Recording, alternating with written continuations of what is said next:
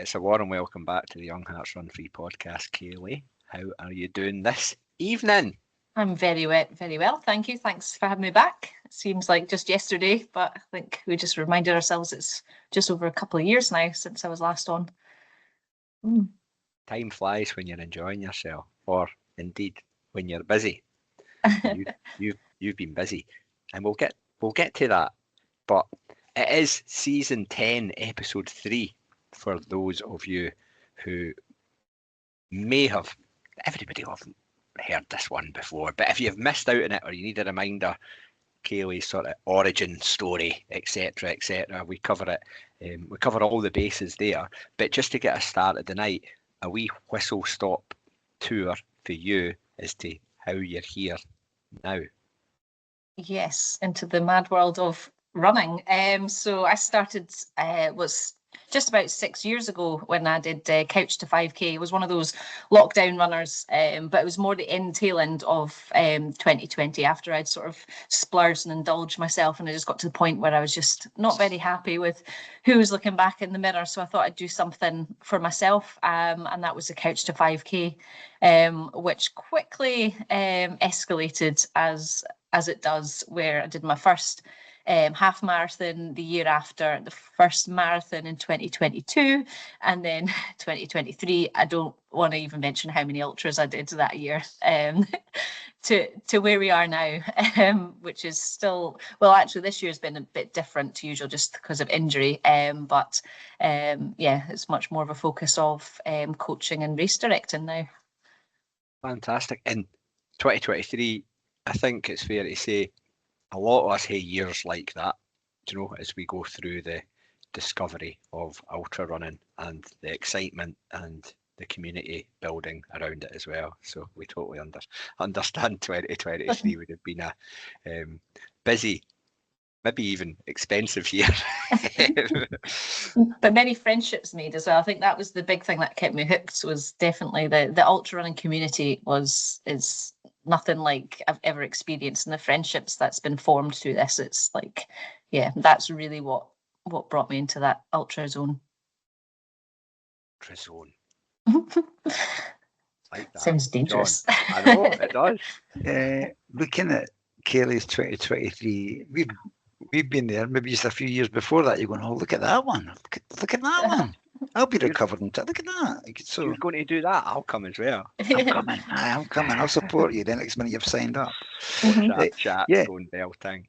But then moving into 2024 actually as well, there's a wee bit of a link into what we're going to speak about. So the next question, Kayleigh, is what was it about Backyard Ultra that grabbed your attention? So talk us into the start of 2024. Yeah, it's quite funny when you just said about like you originally start to support someone and then you end up signing up for yourself, because that's how I got into Backyard Ultras. Was my dad signed up for the Highlander Backyard Ultra in 2023, and I was going to crew him, but I was like, I've still got a couple of long runs to fit in this weekend. He was like, well, why don't you just sign up too? I was like, don't have to ask me twice, I'm there. So that was my very first experience of a Backyard Ultra, which I was hooked right from the start. The fact it was pace wasn't an issue. It was very much slow and steady, the tortoise and the hare, and that experience of like being in the corral at the start of every loop, every hour on the hour, and like with the same people, but then you get chatting to different people each loop, and then I was determined to see, well, actually, how far can I go? So then I was like, 2024 was a couple more backyards. So at the start of 2024, I did Rasselbach Backyard Ultra, where I did plan to go much further than what I did. I ended up doing 19 yards. I suppose for those that aren't familiar with what a Backyard Ultra is, it's basically a last man standing event where you run a 4.167 mile loop on the hour every hour, and if you're not back in the starting corral when that whistle goes on the hour, that's you out. So you're technically a did not finish, and it just keeps on going until the second last person stops, and then the last person has to do one more loop or yard than that second last person, and then that's when the race officially finishes. So at the Highlander, which was my first one, I did 12 yards, but that was my target, and because it was 2 weeks later I was doing the Devil of the Highlands, so I was like, it's sensible to do 50 miles, that's enough before a 42 mile. That's the insanity we go through in the ultra zone. So I felt like I had the formula. I knew I could go further. So Rasselbach, I had aspirations to go much further, and I did 19 yards. So I was disappointed because I expected I could go further, but I learned a lot from that, which was very much through the nighttime. Nutrition went to pot and I stopped eating, and I made it to daylight, which was awesome. But after that, I couldn't go on anymore. But again, I was determined. I learned the lesson. I was also lucky enough to do the West Highland Way that summer, which gave me the confidence of knowing I can last 27 hours on my feet. So I brought that to Beecraigs Backyard Ultra, which was in the November time. So I had all my little checkpoints throughout that of, well, I know I can do 12 because I did that. I actually did that in training. Then I know I can go to 19 because I did that at Rasselbach. And then it was just chipping away closer and closer to the things that I've done previously, which was, I know I could do 27 hours, and I know I could do 100 miles. And then it was just getting closer and closer to eventually I was the last one standing. It was 31 yards. So let's not lose sight of that. Kayleigh was that last one standing, which is quite, and the trophy you got was quite magnificent, wasn't it? It's phenomenal. It's a handcrafted clock, and the clock's like etched with the Beecraigs castle. Is it just Beecraigs Castle? I can't remember what it's called, but beautiful castle. Yeah, and it's stunning. A big, massive clock.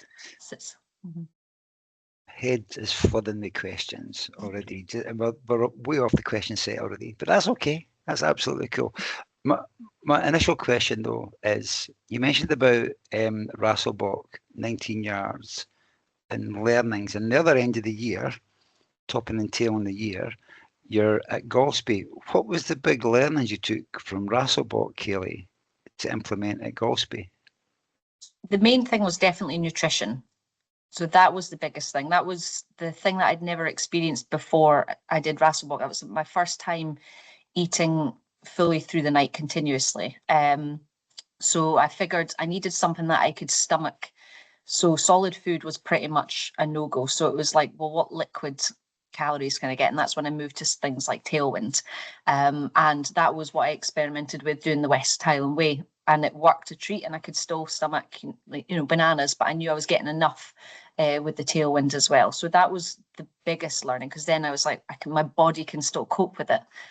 But I also went in with a bit more belief. I think I didn't truly believe beforehand, whereas that was how I lined myself up at Beecraigs this year. Was I worked a bit more on my mindset, and I did a lot of visualization going into Beecraigs. I genuinely would visualize the whole route. Someone had a video that I could look at, and I was just like, that was in my head beforehand. Like, they already advertised what the trophy looked like, so I pictured myself at that last loop holding it, and it sounds crazy, but it actually really, really worked, and it felt like I was feeling what I could imagine I'd be feeling at the time. So I put a lot more work into not just the physical training, but the mental training. On that, does Kayleigh Webster have a coach? I've had a few coaches. Right now, I don't have a coach. And when I did Beecraigs, I was self-coached, but I have had a few coaches in the past. And it's not that it doesn't work for me. I just find coaching's like a relationship and things. I feel like I've just probably not found the right person for me yet. So I'm still on the hunt for that, but it's an interesting journey, because I find it's really helpful to have that accountability and have someone that's there planning things out for you. But I also, because I've got the experience as well, and I know what I can do, it can also be challenging to work with a coach. So I'm still, I've had a few coaches, but I'm still open to coaching in the future. It's almost like spoken about this before. Like you get the match. There's a certain dating app that you get a match on. It's like you need that chemistry and that bond and that trust and understanding and stuff. Mhm. And you'll know that from your own role as well. Do you know how sometimes that works and other times it just isn't there, and Mhm. you part ways. Yeah. Mhm. Another question I have to ask. It might seem silly, but it's really important. You were a big fan of bananas. Are you still a big, and mentioning going from Whole Food, and I know we met on one of Lee Campbell's Pentland runs, and you had this pouch with honey and Uh-huh. so you're always, I'm going to say, tinkering with things to get things right. So have you moved away? A banana still part of your staple? Massively, yeah. Yeah, okay. But definitely, because when I mentioned Tailwind earlier, I've now moved to I make my own. It's basically just sugar and Himalayan sea salt and water. So rather than using Tailwind, that works for me. And like you say, with my pouches, I just get reusable baby food pouches and fill it with honey, sugar, salt, sometimes lemon juice, sometimes maple syrup instead of honey. And you just get out like about 100 grams of carbs in that wee pouch, and off you go. And was it dates and marzipans in the middle? Yep. I've got that stuck in my head. Yeah. Is that still on the menu? It was a great full circle moment. We were out on one of Mr. Pentland's runs, Lee Campbell's runs, and someone said to me about, oh, I've heard it's great to have marzipan in a date before, and I was like, oh yeah, that was me. I said that on a podcast. Somebody's regurgitating it back to you. It was brilliant. A word of wisdom. Fantastic. I love no, that. I heard it on a podcast. I was like, yeah, that was me. That's me, that is. There'll be people listening in that bit when you're talking about honey and Himalayan salt. They're going, what did she say? They'll be rewinding it to figure out what it was. But it just goes to show. I always remember Stu Douglas. What was Stu's name? It was one of the West Island Way. Stu Johnson, one of the West Island Way. He makes his own stuff as well, and I think it's just that wee bit experimenting, isn't it, to try things and having the confidence to do it as well. There's loads of products you can buy, which is brilliant, but you might be able to just have a wee tinker and find something that works exactly for you. We are here to speak about the Beecraigs Backyard Ultra. That is why we're here. How did the idea, where did it come from? Mm-hmm. Yes, big question. So big fan of backyards since a Highlander, etc. As I said, and for Golspie, I needed a training ground for doing some simulation runs, and Beecraigs was on my doorstep. So I mapped out my own little 4.167 mile route, and it worked perfectly, and it was beautiful. And I just find it such a spectacular place. And I kind of thought, I was like, I wonder if this could have a backyard ultra here. But I didn't at that moment in time think it would be something I could do.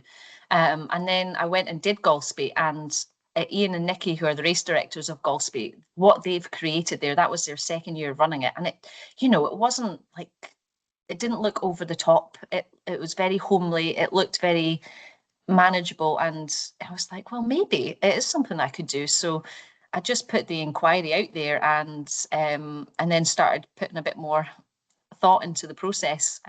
But that's really was the two. It was like the passion and the love for backyards myself, wanting to give that passion and love back to the community, and what backyards bring to people that other races don't.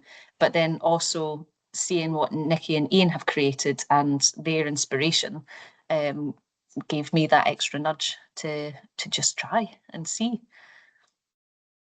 And in terms then of the location, so local to you, was when I'm imagining you're thinking, like, where could I've had this idea? Did the location come first or the idea come first, if that makes sense? Location came first. Yeah. And I think that's what makes Beecraigs for me feel so special, because I love the place so much. And I feel like because of that passion, it just felt like everything was just meant to be. And the location, it was quite central, it was the first backyard ultra that was in a central location, so it was easy for people to get to, and just the actual layout of the country park it really lends itself to this. They had a big, massive car park that was built and an events field 5 or 6 years ago, I think they said it was. And it was like the perfect number of spaces, 157 car park spaces, which couldn't be any more perfect to the number that you'd want for a backyard ultra, with a massive grassy field right next to it. It's like the perfect recipe for a backyard ultra. Yeah, if you could have drawn it out almost in your mind's eye, you know, like the car park, a field, a route. Wait a minute, the perfect backyard ultra location does exist, and it's out my back garden almost. Well, I don't know if that's the case, but it doesn't just sound about. It's too far away from home. Can we ask if there was like any big challenges that you met getting it kind of off the ground? And we know there's much more than meets the eye to event organising from experience. Was there anything that was... I wouldn't say there was like challenges per se, but the biggest hurdle to overcome was just the permissions, getting them in the first instance. So, I mean, the initial inquiry went in 18 months ago. So it just sort of shows how long of a process it takes. And it was, I think it was May last year was when I opened the entry. So it took, 6 months to get those permissions from the initial inquiry. And part of that was the parks sort of new to it whilst they created the facilities, 5-6 years ago. This was the first event that they actually utilised the space. So they weren't really clear on the process. The pricing structure had to be agreed and various things like that. So that was really the biggest hurdle to sort of overcome. But with everything else, I learned through other backyard ultras, not just the ones that I participated in, but I reached out to, Eric, who's the race director at Rasselbock. I had a call with him. He's been very helpful throughout. He's also basically like Laz's second-hand man, like with the Backyard Ultra Association, getting the event officially registered. And then also another couple of race directors down in England at the Sting Backyard Ultra. So they were brilliant. Had a Teams call with them and just learning a lot from other people's experiences, which just really helped reduce the challenges. Yeah, but that all takes time and effort and making connections and relationships and stuff. And there's something hidden about the investment of time and energy it takes to even do that. Although you can often forge really good, strong networks as well, but you still need to invest in it. Sorry, John. No, I was just going to say that Kayleigh's moving in some circles. Some of the people that you've mentioned there, is brilliant connections to have. This was not on our question set. Was it always? When did it become in your mind to be a race director? I don't think it ever really did. It was just a case of like putting on the event, and it was only when it was starting to formalize closer to the once the entries were opened and it started to materialize as something real, that's when it was like, oh, I suppose technically I'm a race director now.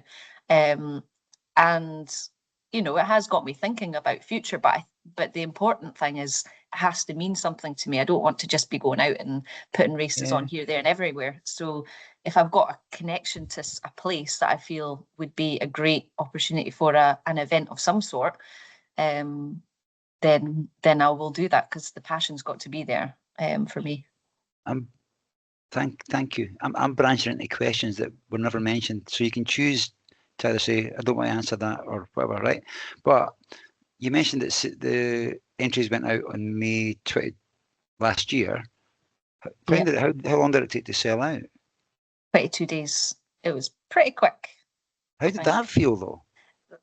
Pretty crazy. I remember even just like one moment was because I used Entry Central for the tickets, and I just published it, but I didn't do any advertising. I just literally just like got it set good to go, so then people could go and like once I advertised it, and then like a ticket went just like that, and I'm like, oh, it was Tracy Philp. I was like, how do you know it's you?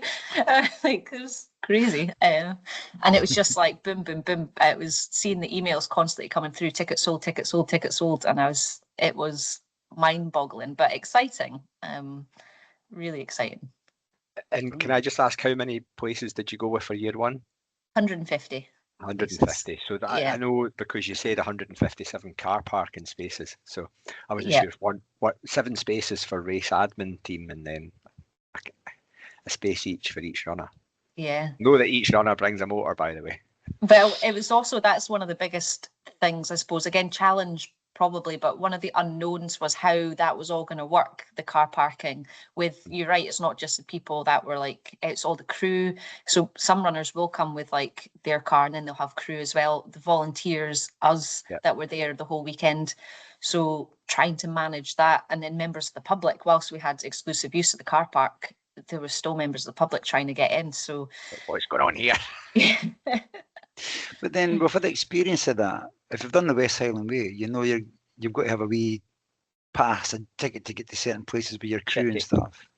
Yeah, so you've got to have that. And you mentioned the public. Beecraigs is still open to the public. It is, yeah. You know? I went down, I did a walk-in, what do they call it, a yard actually. It wasn't a lap, it was I did a walking yard.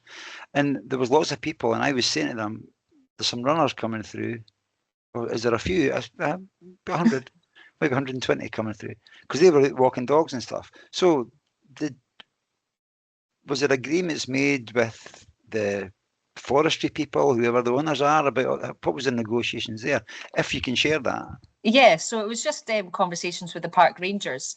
They were who ultimately gave the permission. So it was just various meetings and site walkarounds. It was a totally new experience for them. You know, it's a hard race to articulate, and for them to conceive, 150 people, like constantly, it's like, but trying to, you know, it's not always going to be 150 people. There's going to be some people that don't even show up, then it's going to drop out. And so trying to bring them on that journey when neither of us have really done it before. You know, it's the first event that I've ever put on. It's the first event of that they've even heard about. But it's more about just sort of trying to keep it as as little inconvenience as possible for the rest of the park users. So in the race briefing, it was like, and the race pack, it was clear that you are sharing it with other park users. So they ultimately still have priority. Please respect that. But actually what you find is the other park users get so invested in it. Like they are, you know, what's going on, and they're like cheering and clapping. There's a couple of houses on the park as well. One of them is like one of the park rangers anyway, but you know, they were out every yard, like chapping and clapping and cheering and bringing out boiled potatoes. Apparently one of their relatives was in the race as well. So that's the thing about this event. It really intrigues people, and it creates that friendly family atmosphere, very supportive. And you get that the members of the public going, they're stopping, you're talking, they're asking, they're going, what, all day? Yeah. Well, maybe 2 days. What, without stopping? Oh yeah, they stop every hour. What? It's just mind-blowing for people. Yeah. But that's there. And I can just imagine them going back and trying to relay that to their family and their friends. Went for a walk with the dog at Beecraigs, and you'll never guess what's happening. So it's quite brilliant. But it's obviously too very popular. There was a lot of well, certainly for me, a lot of well-kent faces that I've seen before from the running community that you mentioned, the people that you met in 2023 and get to know. There was Tracy Philp was there, yeah, lots of people like that, but also a lot of new people to me, people that I'd noticed on the social media side of things who were doing simulation weekends, and it had all sort of grown into a fantastic buzz. But these people coming along, I'm going to call them the athletes, okay? They come along and they see the start line and they see the finish line, which is literally the same thing. And then they see the corral. But what don't they see? Because I seen the video of them rocking up, standing in there, waiting to get in the field about an hour before it opened. But what goes on in the day and the week before they actually turn up, Kayleigh? Yeah, that was fun actually, what you're saying, when they're all queuing to get in and stuff, to get a good spot.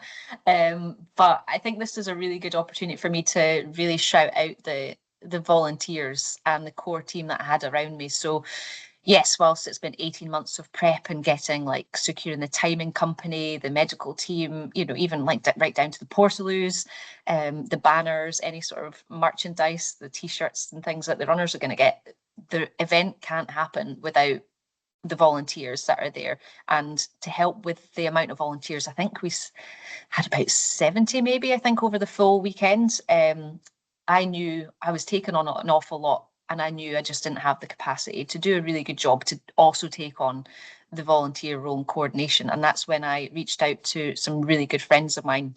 So Lee Campbell, Rachel McPherson, Lane and Alan, they were the core group of volunteers that really nailed the weekend, in my opinion. Without them, things wouldn't have worked as like clockwork. Everyone, runners, crew, spectators and volunteers said how great of an event it was and how smoothly it ran. But in my opinion, it wouldn't have ran that well without that core group of volunteers, the dream team, I call them, and them coordinating each group of, we sort of split them down into groups depending on the marshal zones, because it's quite a big park and we had various zones for various marshals, but you also had like the registration. So you had a few hours of runners coming to get registered. So not only are they going to timing tent, they then need to like pick up their bag, which has their t-shirt and goodies in it. Then they get a wee photo. We did a little Polaroid picture, which I think went down quite nicely. All the runners got the wee Polaroid once they finished. Once they DNF, they have to go take it off the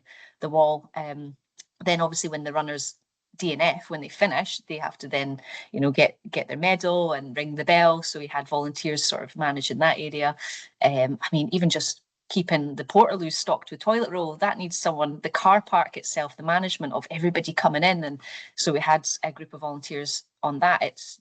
The scale of work that goes on behind the scenes is extraordinary. And there are things that would crop up and it's like, I wouldn't even need to know about it because I trusted them and they would sort it out, and then they would bring it to my attention, say, just so you know, this happened and this is what we've done about it. And that is perfect. That is a perfect team, in my opinion. Let's to have that. So I really just wanted to shout out to the dream team and everybody that's involved. And we would be here all night if I listed them all out by name. But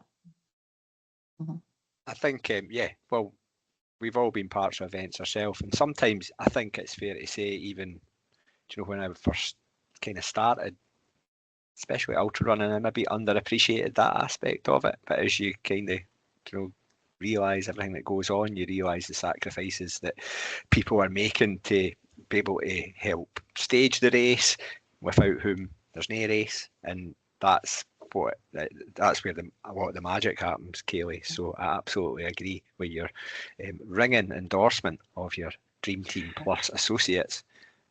I think too, if you volunteer for a race, you volunteer for it, you get a wee bit of an idea about what's actually involved behind the scenes. Oh, I never thought about that. Because when you're a runner, yeah, it's always nice, and I would always encourage it. You say thank you to the marshals for being there, and because they're there in all weathers as well.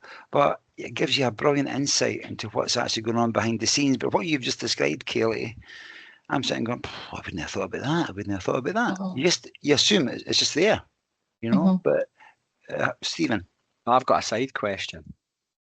In the build up to the race, didn't hate to answer this if you didn't want to. What was the strangest question you got from a participant? It's not strange. It was just mind-boggling. It was like a week before the event, and it was like, what time does it start and what's the address? And it's like, I think you should know that by now. You signed up a year ago. Yeah. But it's like, I always do my due diligence about things like that. Some people are just like that. I'll just sign up for it and think about it like the day before. But I don't think I had any strange ones. A lot of people, and this is fair, it was like a lot of people asking about camping stoves, and it was clear that it was no open flames. That was a park ranger health and safety requirement, because it's also dry season and tents, so it was just absolutely no open flames. But it was just, does that mean no camping stoves? Does that mean this? Does that mean that? And so that was quite a repeated question, and I understand it's quite a key thing for runners to have that supply of hot food. So I understand it's a bit of a pain, but it's just also the nature of the restrictions we're working to.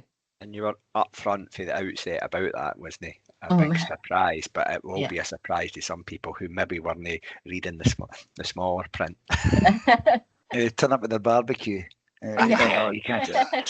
So, sorry, someone just popped into my head. Did the route that was ran on the day, had that changed from your initial idea? Did you have to tweak it in any way, shape, or form? I did. So the route that I used to do my simulations on was I say very different. It was different, but the reason why I changed it to this route was to avoid more road crossings, and then obviously to be at the start and finish where the car park and event field was, because my route didn't actually go past that, so I had to tweak that. And then also the direction was originally the other way, and it wasn't until thinking of logistics of having 150 runners going through because the visitor centre is probably the most logistically challenging part. You're sort of going through, and it's a small car park, but you're then having to cross the main road into the country park, and it can get very, very busy. So you either have everyone sort of trickling through over a period of maybe 20 minutes, or you try and bring everyone through within the sort of first few minutes. So that's the purpose of why it changed that direction. So then you have everybody sort of going through in the first 3-4 minutes, and it's hopefully less of an impact to the park users trying to get around in their cars. Brilliant. Who measured that 4.167? My trusty watch did. So yeah, but it's a good question, because I was like, maybe do I have to like get a few watches and sort of just make sure it's all calibrated, or go out with the wee wheel? But I think it's just doing the route enough, and then also having like the volunteers, the dream team, they all took out a core group of volunteers and recce'd the route. We also did a train and run and things like that. So it was like seeing everybody's watches and things, and know that it was still matching that distance. And you mentioned Laz. People will know who Laz is. I'm assuming that Lazarus Lake. This is his original idea, the whole concept of this. How does it tap into what Laz is doing? What you did at Beecraigs, how does that tap into what Laz is doing? His Beecraigs Backyard Ultra, you mean? How do we get to that point? So basically every official Backyard Ultra allows runners to then their results to be on the official leaderboard. And what that means in the bigger picture is you can then qualify to be part of your national team. So it alternates. So every year you have either individual championships, and this is across the whole world. I can't remember how many countries participate, or then the other year you have teams. So in the situation of individual championships, it's like, I should probably have all this information embedded in my head, but can't quite remember if it's the top like 12 people with the highest yards in that country then can participate in the team event, and in the individuals it's the top person in each. Now I can't quite remember how it works, but there are also events that are either bronze tickets or silver tickets backyards as well. So if a Backyard Ultra is a bronze ticket event, it gives you entry into a silver ticket Backyard Ultra, and then if you win a silver ticket Backyard Ultra, that then secures you a place either at the individual championships or on the team championships. Right. Sorry, I sprung that upon you. That was not in the question set. That was absolutely brilliant, Kayleigh. Well done. Thank you for that. Thank you. Thank you so much. As well. I wasn't quite clear of that. So, yeah. And then, like race week, you're putting quite a lot of. It's the culmination, quite a lot of investment of your time and your dream and your whatever you've had in your mind's eye, like I'd already said. Was there any last minute hitches? Was it all your planning and everything starting to get executed? It was a weird week, really weird, because I felt so calm the whole week. I didn't have any mad anxiety or stress. I slept like a baby, especially the night before. And I don't know, I expected to feel emotional or a wee bit stressed or just that excitement, but I didn't even feel overly excited. I just felt that one steady state, I guess, because everything that had to happen had already happened, and anything else that would be what it would be, had no control over it. Yeah, so it was really probably uneventful and unexciting, I'm afraid. It was very, very mellow week. It was just a case of just touching base with the volunteers. The exciting thing was like packing all the bags for all the runners, getting the and written the names, and actually it all just sort of come to life, doing those sort of last minute touches. Which feels like a out of body sort of experience, that all your planning and preparation, isn't it? It's like the start of a race, Yeah, when exactly. you get that sort of feeling, I'm floating along. Brilliant. Can you say a wee bit, because I don't want to forget about this, it's just coming into my head and it's not in the question set. Can you say a wee bit about the finished prize, the prize that the last one standing gets? Can you say a bit about that? Yeah, of course. So my good friend Ziba has a pottery studio in Linlithgow, and Beecraigs Backyard Ultra, but Beecraigs Country Park is just at the top of Linlithgow. So instantly, as soon as I had this idea, there was no doubt about it. I was going to ask her to do the medals and the trophy. And it's not only is it supporting a good friend, but supporting a local business. And so she made all the medals. It's all out pottery, and it's got the logo on it. And it's glazed in a lovely green sort of colour. And what's beautiful about that is everyone is unique, because she's she's obviously like stamped the shape and stuff, but just the way that the clay works, it sort of changes shape slightly, and each one's glazed a different way, the way that it all works when it gets fired. So every medal is completely unique, which I think is really special. But then the trophies was, again, I just had this idea because I love Ziba's mugs. She makes really big, massive, chunky, proper mugs. And I was like, well, how cool would it be? Because you could have like a big mug and a wee mug for the winner trophy and the assist trophy. So it's like, they're still very similar, but they just, scale. So it's like, well, if you want a bigger mug, you have to keep running. And yeah, so just there was no doubt about it. I wanted to go to her to make that, and I'm so glad. And if anyone is curious about pottery, and I'm going to give her a massive plug here, because she does classes, and I've had so much fun. I've got like basically all my bowls in the house are things that I've made, and I've got plenty of wonky cups and all sorts. So it's a really good fun. So yeah, check out Linlithgow Pottery. So a unique medal for everybody who took part, Mm-hmm. and then something really quite special. But you would have probably had in your head what you got at Golspie. You're like, oh no, I need something that's, because that, when you said how special that was for yourself, then it's almost like you try, like, no upstage them, but at least kind of have something that's very much you. And I think the fact that it's also, you can use it as well, or you can just keep it as, because that's the thing with the clock. It's like, it's giving you something. It's something that, it's practical. And then a mug, it's like, well, you can use it as well. Take it to work and be like, check me. Take it everywhere. Take it everywhere. If I'd won it, I'd take that big 3-litre stein. Sorry, I digress. Right. Another side question that hadn't entered my head to ask. You get 3 an episode. Yeah. Okay. We mentioned Laz. Laz famously blows the conch to give a wee bit of a warning when the Barclay Marathon is going to start. And then he starts the Barclay Marathon by the lighting of a cigarette. How did Kayleigh Webster start the Beecraigs inaugural Backyard Ultra? So he likes a cigarette for that, and also for the Beecraigs Backyards as well. And I was like, well, how can I give my toast to Laz, being this is his event and being known for bananas in the running community? I was like, well, has to be banana related. And it was standing at the start line with a peeled banana, and the folk that didn't know me must have been like, what the f is she doing? But yeah, on that countdown, 3, 2, 1, and on that last bit, I took a bite of the banana, and then that was them off. We did have cowbells as well, just to give it a bit of a, not just a really weird woman eating a banana. But yeah, I just thought it was my way of having my identity to Beecraigs, but also a wee sort of nod to Laz's unique start of a race.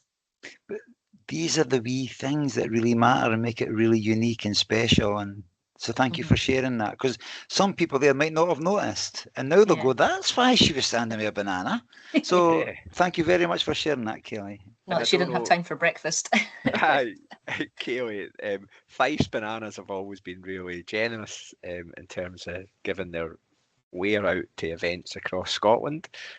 So I don't know if you've explored that banana supplier option. I would like to, yeah. I mean, I remember a couple of years ago trying to like tag them in Instagram, being like sponsorship. So, but yeah, so go back. There could be a certain synergy there. Yeah, I might go back to them now. I've got a bit more of a presence. You're now a veteran race director.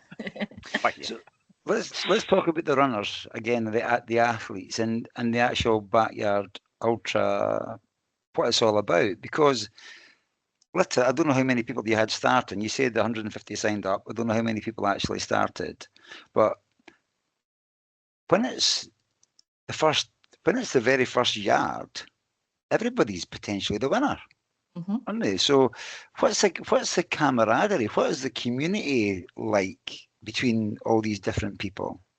It's a brilliant atmosphere. So there was 131 on the start line, and that's exactly what I think is so fascinating about this format of event is you are constantly tied with first place until you stop. So it could be anyone at any point, and everyone wants everyone to keep going further as well, because you're not really competing. But you do get to a certain point, but certainly the earlier yards, there might be, friendly competition, which is also quite fun. Like you've got your pals and it's like, well, I want to last longer than you, but that helps spark you to keep going. But you always encourage, whether you know the person or not, you get chatting to people that you've never met before, and then you see them struggling, and then you can have a conversation with them and pull them out a really hard time, and then they can end up doing 2, 3, 4 more than they would have done. And likewise, they then have the opportunity to do the same for someone else. And it's that beautiful nature of it. And you're always surrounded by people. I guess it gets more challenging in the nighttime. And I think that's what a lot of runners this time noticed, was like, it was great through the day. And then as soon as nighttime comes, it's like headphones go in and everyone goes silent. And then as the playing field gets smaller and smaller, you're further and further away from people. But then you've got things like the marshals, and then that buzz you get every time you come back into the event village. So it's like, that's your opportunity then, because there isn't a finish line. It's the finish line's in your head. So you are then, I'm done. And it's like everyone in that event village at that starting corral is like, no, go on, like just go one more. You don't quit in the chair, just cross that line and try. And that's the real buzz and excitement, because then people do that. Some people don't, and like, no, that's it, that's done. They've either reached their goal and they're happy, or they're genuinely like don't want to go on or believe they can't. But then there are people that do, and they believe they can't, but they do try.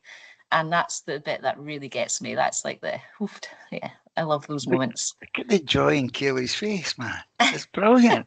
Now, I mentioned on last week's intro that I was at a talk, Jasmine Paris giving a talk, talking about Kayleigh's talking about limiting beliefs.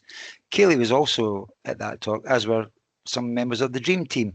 Were there too. And what were you sitting thinking? This is like a couple of days before the Beecraigs Backyard Ultra, and Jasmine's up there talking about that the only limits we've got, we set ourselves. So, or what was that talk like for you, so close to the event?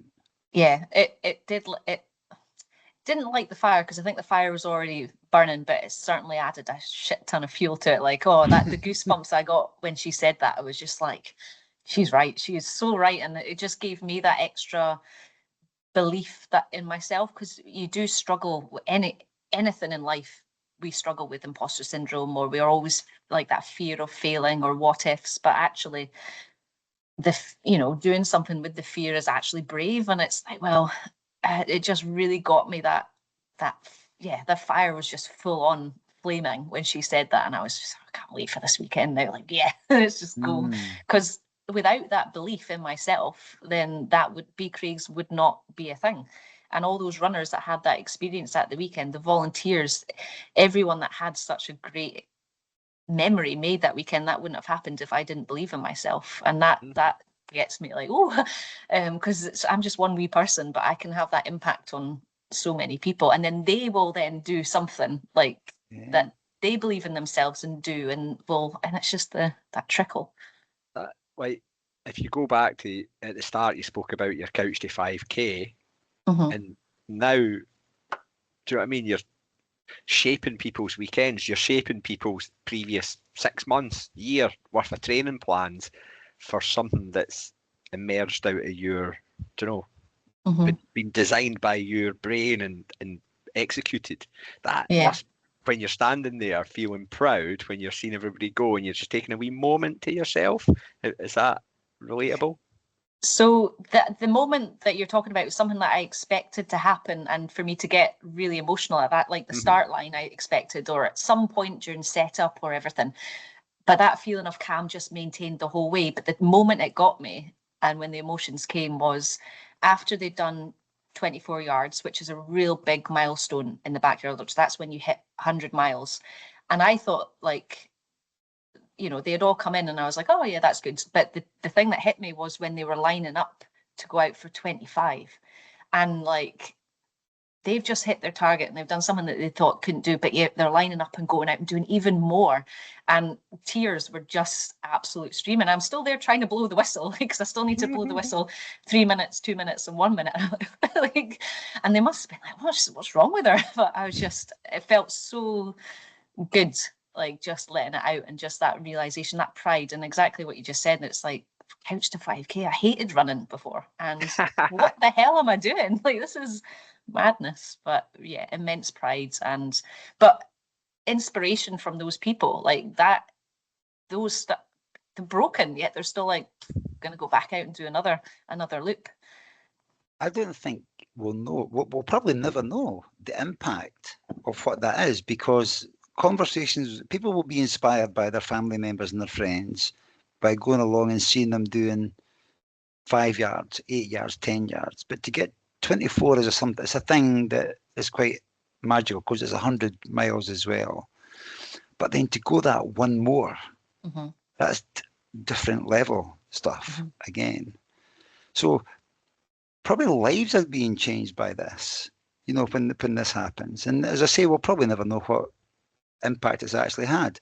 And you've actually just pre-answered my first secret question, which came from Rachel McPherson. What was Kayleigh's standout moment? I think you've just done it. I think you've spoken about it. Yeah. And she also had a second question, which was how did it feel? What was it when you got emotional? But that you've just spoke about that too. I think when it was the 25. So you know what I'm going to do? I'm just going to do my other secret question that I got from Lee Campbell. Let's just do the secret questions just now. Having raced backyard ultras and now directed one, which side of the fence or tape do you prefer? It's a good question. So many people asked me at the weekend, do you wish you were running it? And I instantly was like, no, I am so happy being here on this side. It felt so right. And whilst it's a place that I love running, and I would be curious to know, it just wouldn't feel right me doing that in that location as part of an event, even if it was someone else's event. I don't know, it just felt like being the race director for that location felt like the right thing to do. Still love backyards, and I'm very excited at this year I'm going back to Golspie. But that's a very difficult question, Lee. How dare you? I think this is really the feelings that I've got from this definitely outweigh everything I got from even my win at Golspie, which was an incredible moment in my life. What I got from this weekend was way more than that. I think that probably answers the question. Who do you phone to get the weather like that? I know, right? That was every storm, every weekend. It's like, oh my goodness, this is but that's just good planning. John said last week it was baking hot. The Friday on setup was like, I got sunburnt on that day, and I was worried for the runner's point of view because I know how much of an impact that would have.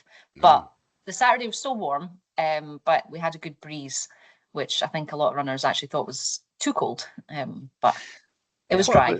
What about the night time? It cools at night. Was it a lot cooler at night. It was. It did drop to like, I think 3-4 degrees or something. It was pretty chilly. I think the runners were still coming back in like pretty sweaty though. But for our point of view, standing around, it was freezing. See, on that, you just sparked a question in my head there. The loop, it wasn't flat, was it? It was just about 150 meters elevation, or whatever that is in feet, 500 feet. Aye, 450, 500, aye. Which I think there must be a decent bray in it at some point. Is it a decent bray, or is it more undulating? It's undulating. I think it flows really nicely. And I think that's what I think is quite nice about it. It's not one big chunky hill, and you kind of, the way I sort of see it is, you only have two short, flattish sections that you kind of have to run.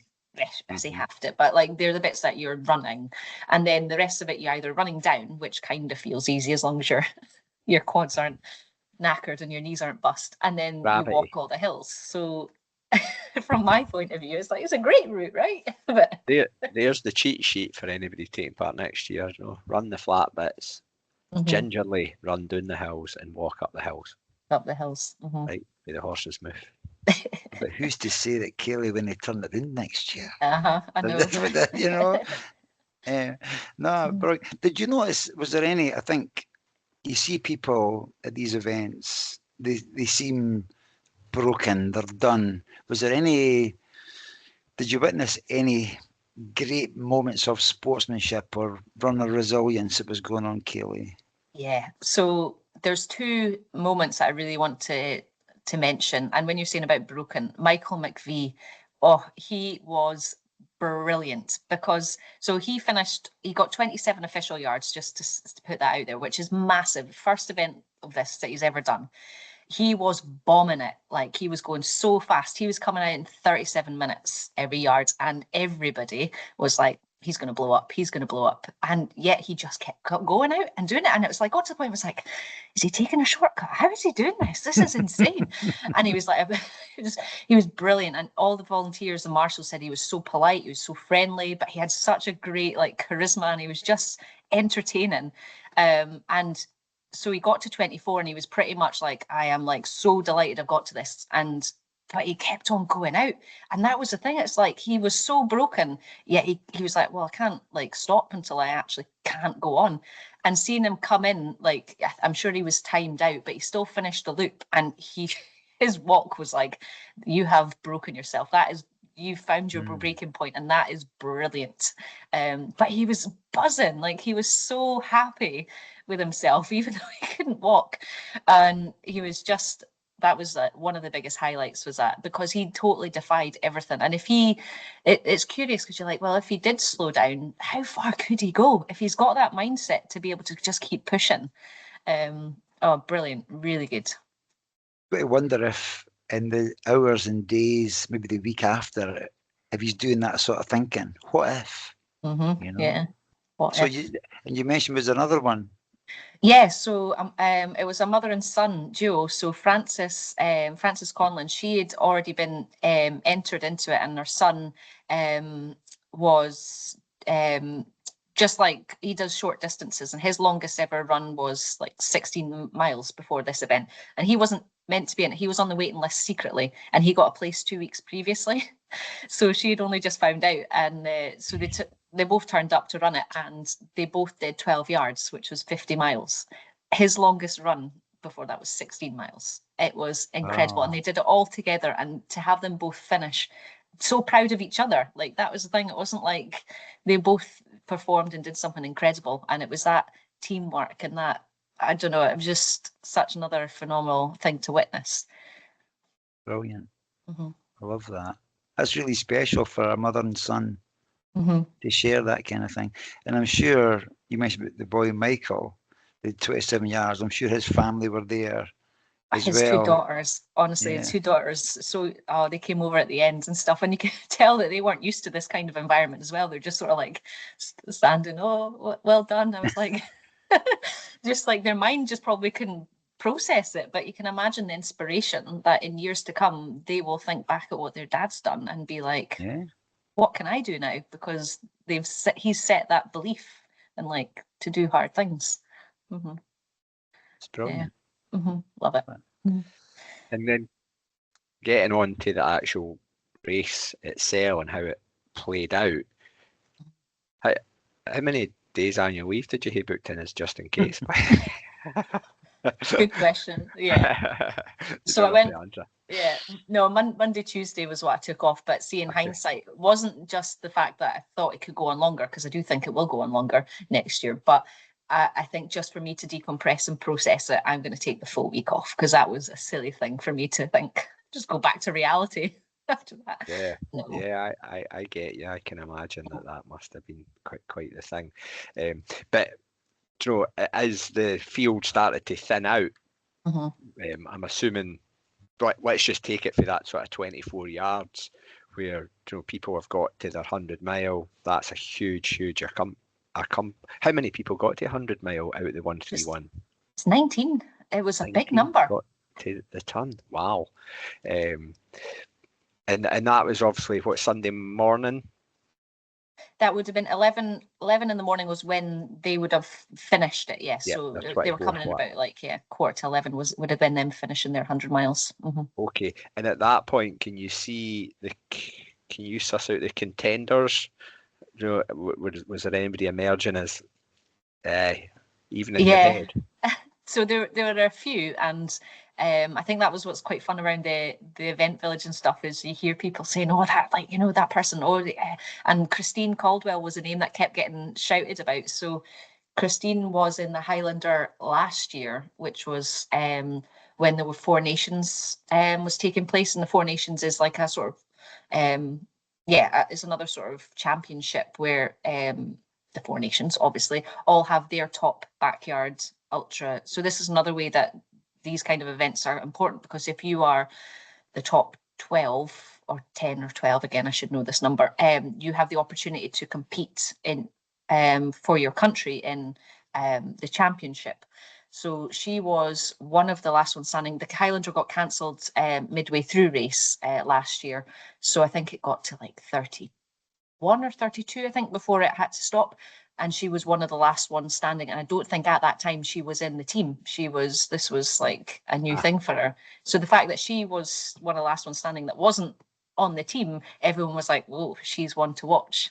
And they were right, because she was the assist.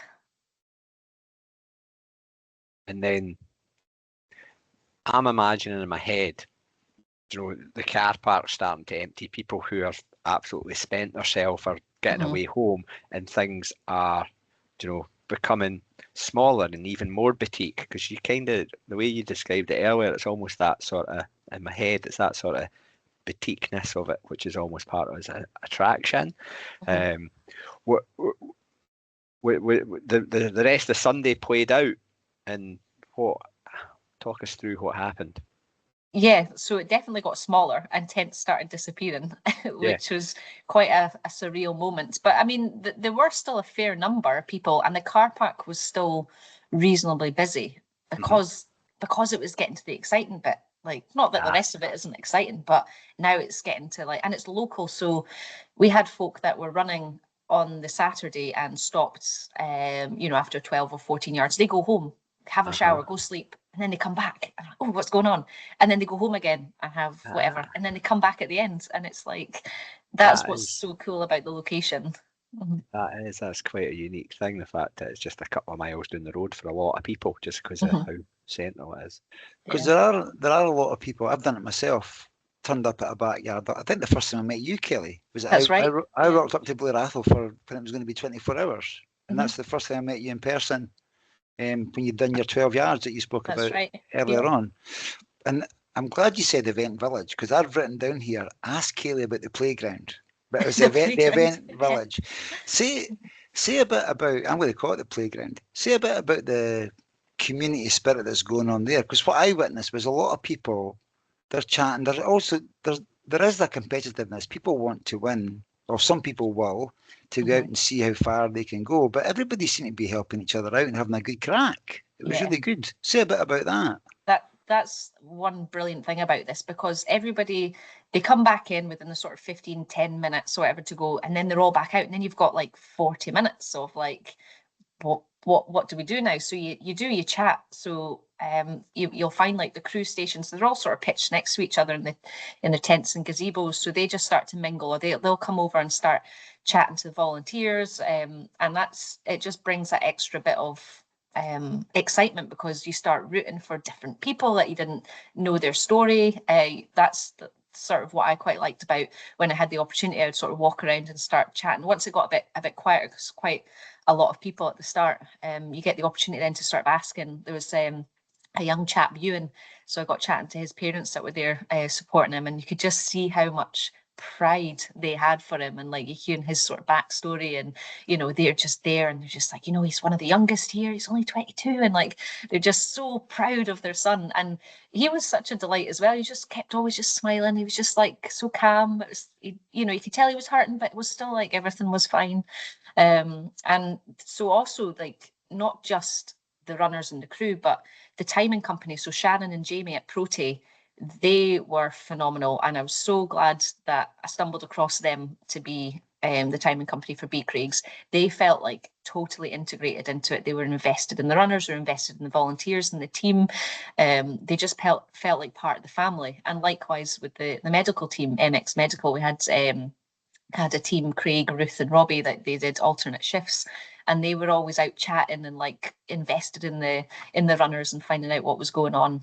So it was a real sort of, because it's so small, really, you've just got one wee field. Everyone's coming to get their hot coffee and tea as well from the water station, and the leftover snacks, because I provided space for people that were unsupported. So those that didn't have crew, they could come and use some of the marquee space, and I had a couple of little tents and things, but like food as well, like snacks and fruit and chocolate biscuits. But most of the people that were unsupported also brought all their own food and things. So there's all this tons of good snacks, and it's like, well, they're just going to go to waste. So everyone's like, before you know it, it's all gone. It was great. But it's an ultra runner smorgasbord. Yeah. Nobody wanted the John's oranges though. Nobody No, wanted I the was- marzipan dates. I spoke with Kayleigh in the early afternoon of Saturday when I rocked up just for a wee while, and I'd asked Kayleigh a couple of questions. And I'm very interested about this next one. You've mentioned it about blowing the whistle at 3 minutes, 2 minutes, and 1 minute before the next yard begins. And you said to me it was your intention to do that on the hour, every hour. Did that happen? It did. It did. What the hell? When did you sleep? Did you get any sleep?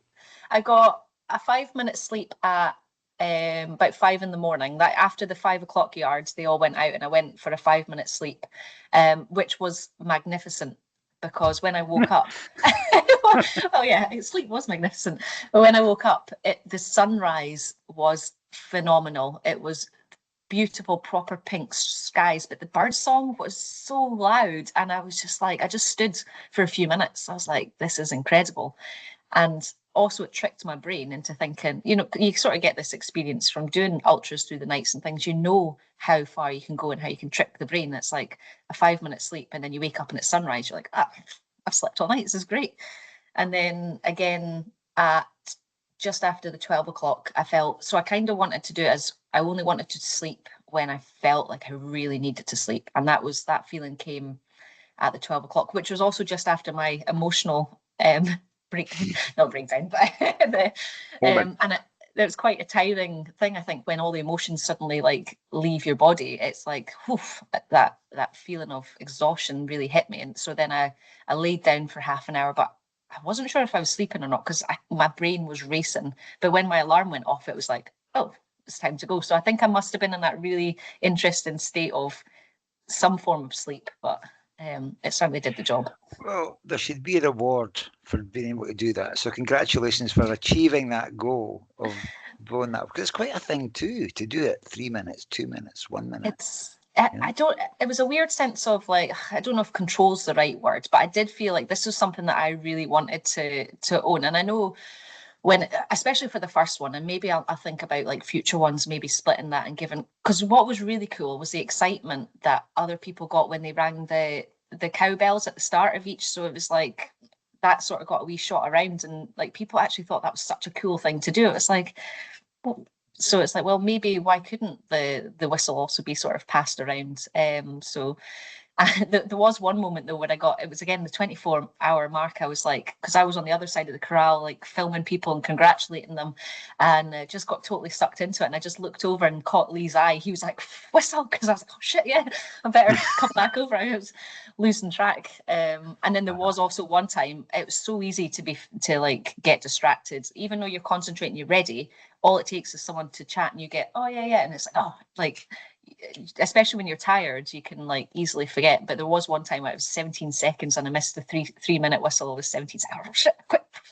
I don't know why the quicker whistle blowing seemed to like. yeah. But that was brilliant. the only I'm sure nobody noticed. So tell us a wee bit about the you spoke about Christine being the assist maker and the winner in that moment that it all kind of came to a head. Yeah. So that was brilliant, actually, because the last three, it could have been any of them. They all looked so strong and they all had equal sort of, what's the word for like background stuff? I would say experience, but it's not just experience. It's like performance based. So Aaron, he won Falkirk Ultra this year. So we knew he was capable and fast. And the fact that he was still there, like being the last three, was like, well, it's not just speed he's got, because he was coming in at like 45 minutes, so he was getting a good break. Speed isn't always the key for these things, so that was really interesting to see him still being there. Then he had Christine, who, like I said, last year at Highlander she managed to get to 31, I think it must have been, or 32, and then Craig McQueen, who was the last one standing at Golspie in 2025. So you know that he's got I think he got 32 at Golspie, so he's capable of more if he was the last one standing at 32. So it could have been any of them. But it's also quite interesting how quickly it drops from like, you know, the fourth. But then I think it was the last three for a few loops, a few yards. And then Aaron stopped. He had I think it was a foot issue that was sort of, but he still felt like mentally and physically strong. And then Christine and Craig, and I was like, oh, it could be any of them. It could be any of them. And the sunset, the setup of where the event village is also perfect. Like, I will say that I think Beecraigs is the most beautiful backyard ultra there is. And the backdrop you've got of like the sunset, especially when all the tents start to disappear and you only got like the 3 tents now, or the gazebos. So you can see the view. You've got Cockleroy Hill in the background. You've got the sort of the sunset over there, and the sky's just getting pinker and more beautiful when they're both out doing their last few loops. So yeah, again, Christine was still coming in strong, and she was just always so relaxed and smiley. You just didn't see any hint of her slowing down, and Craig was just doing his thing as well. And then it was the must have been the 7 o'clock evening loop, so that would have been loop 34. And Christine, the time, so Craig came back, went into his gazebo, and then it was, normally you see the way that the route is, there's a big long hill that you can sort of see the runners coming up as they approach, so you get like about a 5-minute heads up of when they're coming in. And she wasn't where she normally would be at that time, and then by the time it was like the 3-minute whistle, she was still nowhere in sight, and I was like, she's not making it back. And it was such a drastic change because she was still coming in like 4 minutes to spare.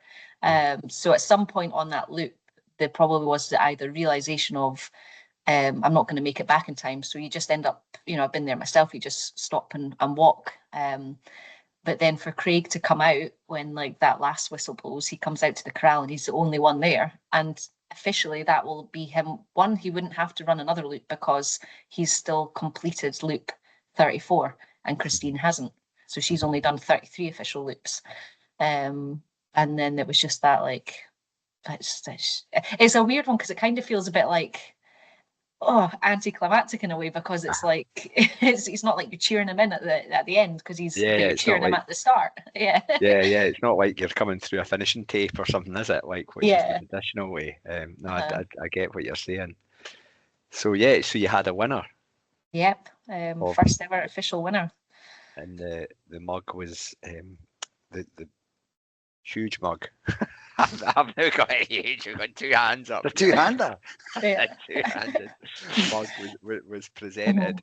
And do you know, back again in 2027? Here's hoping. I had the debrief with the Park Rangers on Friday, which all went very well. They had great feedback. A couple of things, traffic management and car park issues, but other than that, they were pretty happy with things. And the way the conversation was going was, what are we going to do differently for 2027? So I was like, this sounds like you get permission. She's like, I just need to check with one more person first before you advertise. I was like, okay. So keep your eyes peeled, because the entries will be opening pretty soon. Well, I'd say definitely keep your eyes peeled on the social channels or wherever it is, Kayleigh, because if you sell it in 22 days last year, then given the success of this year, I can't see them hanging about too long. Because everybody that a couple of weeks ago went, oh, I'm never doing that again, they're past that now. Now they're aching to come back and do better. I want to just go back a wee bit and say, you painted a brilliant picture there, Kayleigh, talking about the night time and the sunset and the hill and the gazebos disappearing, and then talking about the winner. So thank you so much. You've painted a brilliant picture with your words. Thank you for that. And also congratulations to Craig for winning and being the last one standing, but fantastic congratulations too to Christine for pushing that all the way. So brilliant. Well done.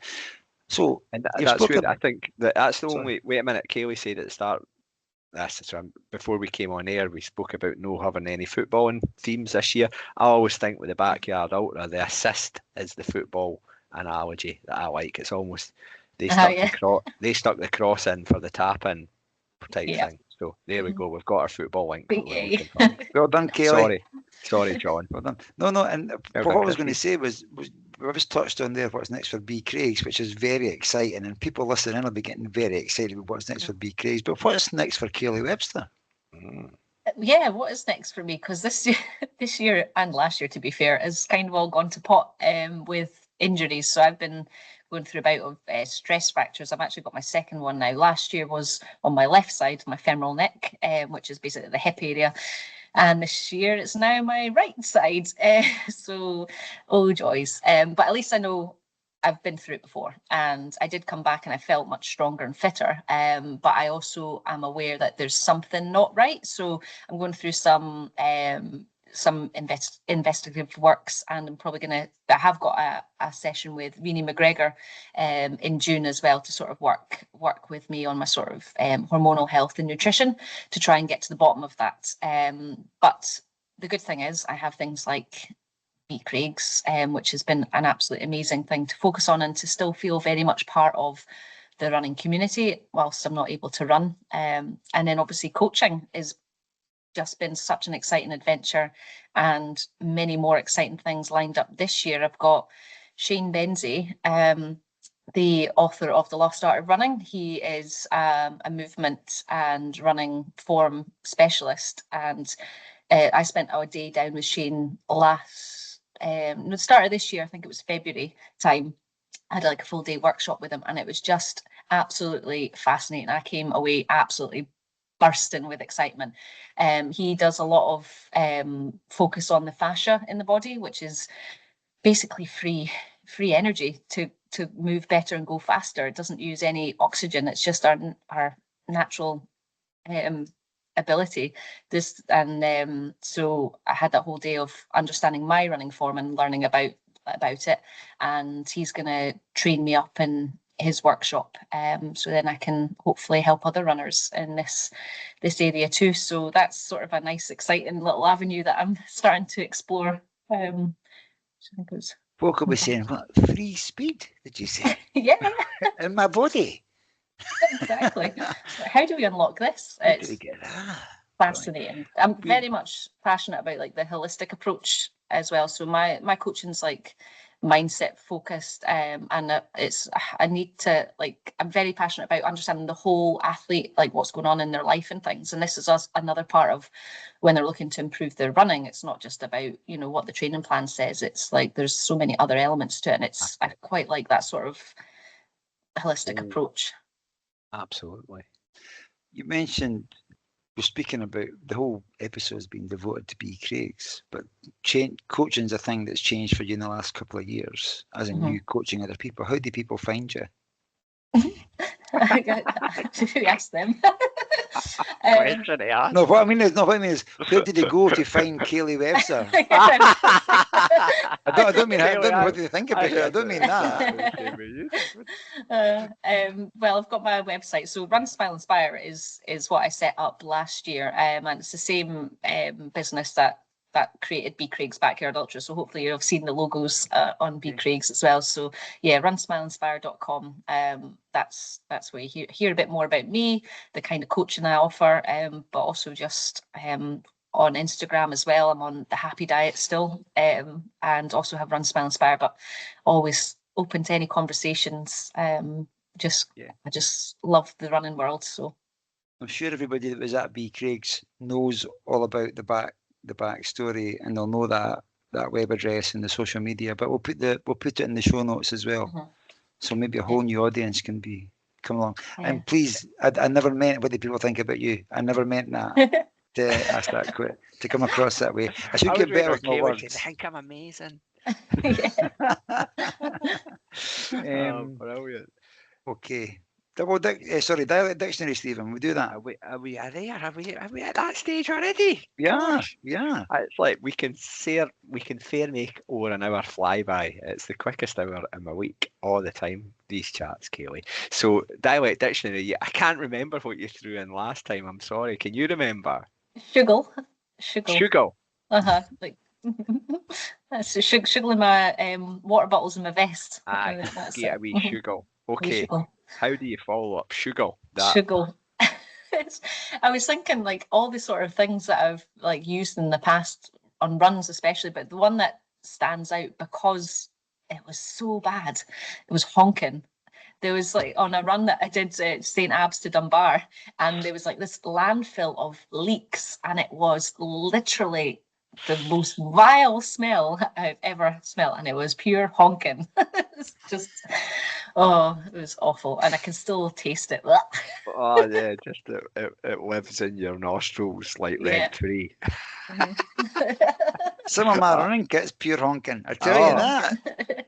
Yeah, I've ran behind some folk on ultras that was pure honking. They were maybe having I love it. GI It's not just issues. honking. It's like pure honking. That's extreme honking. Oh, brilliant. Thank you. Honking is in. Okay, final question, Kayleigh. Musical one. I know you're a music fan. What song or track would you like to share with the Young Hearts Run Free listeners? This is an easy one, and it also quite nicely follows on from the last one that I introduced you to, as public service broadcasting. And the song that is my life right now is "The Fun of It," and it is just it's the classic line that she says, like, people ask me, why do I do it? Why risk my life? Well, I do it because I want to. I do it for the fun of it. And it's like, yes, that's it. It's the whole album is dedicated to Amelia Earhart and tells her story, but that song is just like, yes, that is brilliant. It. And that could be, it's almost like a mantra for Kayleigh Webster. Do it for the fun of it. Just do it for the fun of it, yeah. Thank you. So, listen, you have been so gracious with your time and your patience, because we've hit you with questions that we never even mentioned we were going to ask you, and you've answered them all really, really well. So thank you very much for doing that and for speaking so long. It's been it's unbelievable how much we've got through, and it's been quite rapid. But thank you so much. I was doing at Beecraigs for a wee while, and I'll certainly go back. I've yet to toe the line at a backyard ultra. I've yet to do that. I don't have my 2027 challenge yet. We don't know what's going to happen. But you'd be quick off the mark, John. But yeah, but it was a fantastic setup. I thoroughly enjoyed the vibe that was going on down there. So well done for putting that together. You gave credit to your dream team earlier on, but the idea, the inception of it was all yours. So well done on making that happen. It must have been an amazing feeling over the course of the weekend to see all that happen and make your dreams come true, really. Yeah. But thank you so much for tonight. I'll hand over to Stephen to sign us off. But thank you for talking to us, Kayleigh. Thank you. No, thanks very much, Kayleigh. It's been great to get the tail from the other side of the tape, as Lee put it when he grilled you with that question. And do you know, I knew a few people who were taking part. I knew a few people who were down there helping you out. And do you know, unanimous feedback's all positive, really, really positive. So you if you don't know already, you're on to something, which is great. Good location, well executed, all that jazz. Well done, you and the team around you who have been successful in putting that inaugural event on. Can't wait to see how it evolves. Brilliant. Thank you very much. It's been a lot of fun chatting to you, and I'm sure I'll see you both soon.